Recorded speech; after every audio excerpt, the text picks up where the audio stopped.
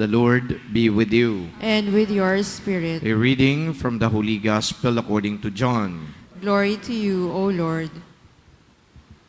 God so loved the world that He gave His only begotten Son, so that everyone who believes in Him might not perish, but might have eternal life. For God did not send His Son into the world to condemn the world, but that the world might be saved through Him. Whoever believes in Him will not be condemned, but whoever does not believe has already been condemned, because he has not believed in the name of the only begotten Son of God. And this is the verdict, that the light came into the world, but people preferred darkness to light, because their works were evil. For everyone who does wicked things hates the light, and does not come toward the light, so that his works may not be exposed. But whoever lives the truth comes to the light, so that his works may be clearly seen as done in God. The Gospel of the Lord. Praise to you, Lord Jesus Christ. Kapag meron po tayo na mga mahahalaga na mga pagdiriwang sa simbahan, katulad po halimbawa ng Holy Week, o di kaya Christmas, we see a spike in the number of churchgoers. Ibig sabihin po nito na yung mga tao kahit busy ay nagdadasal talaga sila, nagsisimba. At pagkatapos so ng mga pagdiriwang na yan, again, Christmas, Holy Week, makikita natin babalik sa normal na bilang yung mga tao. But we're only seeing here the number of people. Pero ito naman yung observation ng iba. Halimbawa po, yung fiesta ng Quiapo. Milyon-milyon po ang nagpoprosesyon. And then, ang criticism ng mga observers ay ganito. Nako, prosesyon yung mga yan. Pagkatapos ng prosesyon, balik yan sa dati. Yung mga pickpockets daw, magnanakaw pa rin yan. Yung mga manginginom, inuman kagad dyan after ng prosesyon. O yung mga nambababae, naku, ganun pa rin naman yan, di magbabago.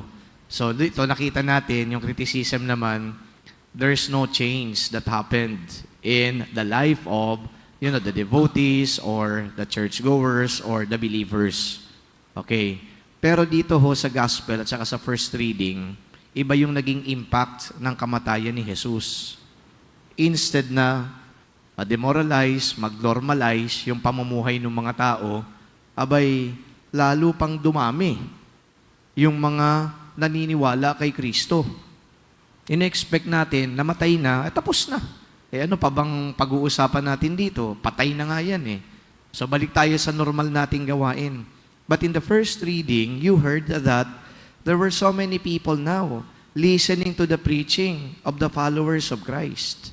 Dati-rati, ang pinakikinggan ng mga tao ay si Jesus.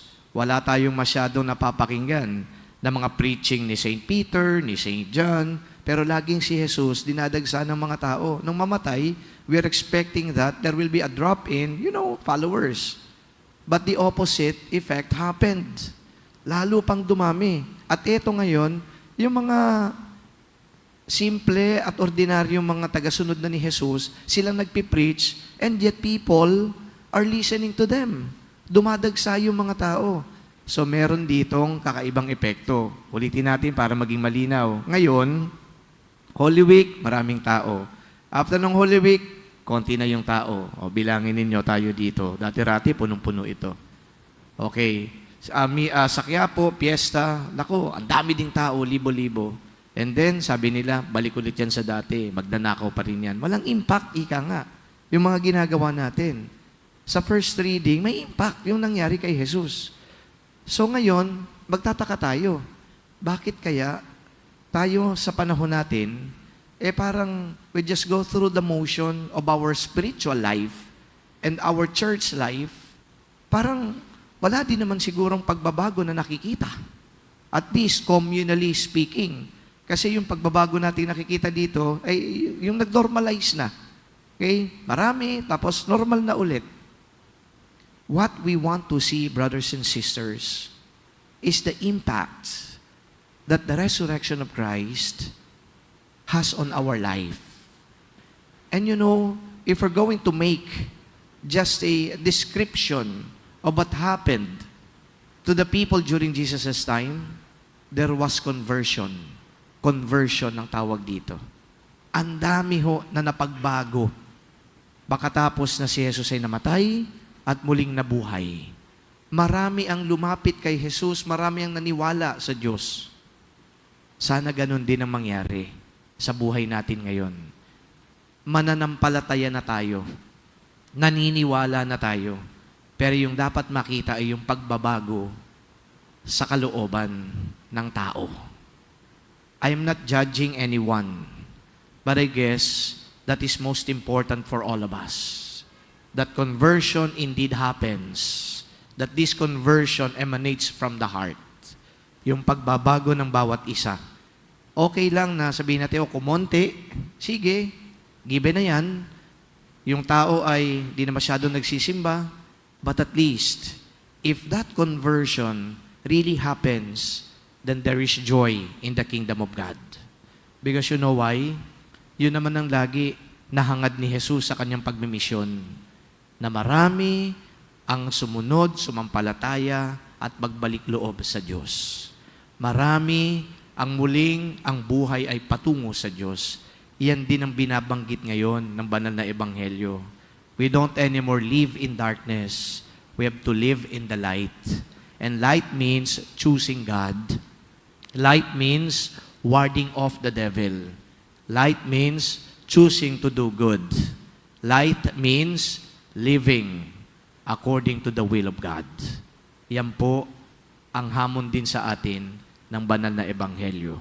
As we continue to celebrate this Eucharist, let us not anymore be affected by the sheer number of those going to church, but rather let us be more affected by those who seem to be Christians and yet do not live the Christian tenets. According to the Christian tenets, they seem to be religious and yet they do not live according to God's will. I hope kayo ho, lalong-lalo na laging mga nagsisimba dito araw-araw, ay hindi lang pagsisimba ang inaatupag, kundi ang pagsasabuhay ng mensahe at kalooban ng Diyos.